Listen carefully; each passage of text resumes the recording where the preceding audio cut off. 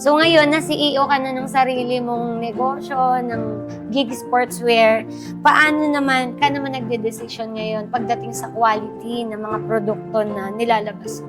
Naku, pag sa quality, hindi talaga kami basta pumapayag ng pag sa quality. Ayaw namin talaga ng, pwede na yan, hindi yun.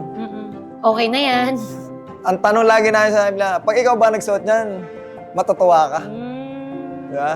Actually, yung size pa lang namin, yung size na, matagal namin bago nakuha ang tamang size. Ang dami namin inubos na, na tela, oras para makuha yung tamang size. Yung kulay, paano siya magiging tama ang kulay.